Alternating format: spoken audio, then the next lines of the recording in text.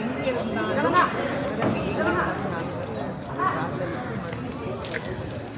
ரொம்ப சந்தோஷமாக இருக்குது. ஃபர்ஸ்ட் டைம் என் டாக்டர் வாக்களிக்கல. இதுக்கு முன்னாடி ஃபர்ஸ்ட் டைம் ஓட்டு பண்ண பார்லிமெண்ட் எலெக்ஷனுக்கு அவங்க 2 பேர் ஓட் பண்ணாங்க. ஆனால் ஒரு அசம்பிளி எலெக்ஷனுக்கு ஃபர்ஸ்ட் டைம் வாக்களிக்கிறாங்க. ஸோ ரொம்ப சந்தோஷமாக இருக்குது அவங்க வாக்களிக்கிறாங்க. So nice. It's good feel that ஜனநாயக ரீதியாக உங்களுடைய கடமை நீங்கள் செய்யணும். அண்ட் இன்னைக்கு நம்மளுடைய லார்ஜஸ்ட் டெமோக்ராட்டிக் சொசைட்டி அப்படி இருக்கும்போது வார்த்தை அது எவ்வளோ முக்கியமானது. இதை நம்மளுடைய யங்ஸ்டர்ஸ் புரிஞ்சுக்கணும். வெளியில் நிறைய கேள்வி கேட்பாங்க, நிறைய சரியாக அதை கேட்பாங்க, அதை கேட்பாங்க. ஆனால் நீ கேள்வி கேட்கணும்னா கையில் கேட்கணும். அந்த கையில் இருந்தால் தான் மக்கள் கேள்வி கேட்குற உரிமை இருக்குது. கேள்வி கேட்கணும்.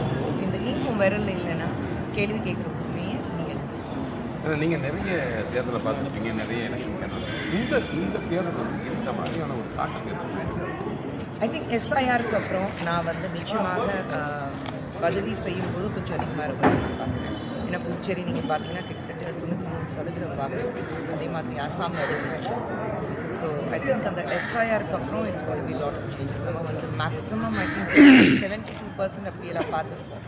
ஆனால் இல்லைன்னா 66, 67, 68% வரைக்கும் தான் ஓட்டு போடுவாங்க. ஆனால் இந்த முறை என்னுடைய எக்ஸ்பெக்டேஷன் ஒரு 85லேருந்து 86% வந்தால் ரொம்ப சந்தோஷப்படுவேன். நான் மக்கள் வெளியில் வந்து வாக்களிப்பிருக்காங்கன்னு நான் நம்புகிறேன்.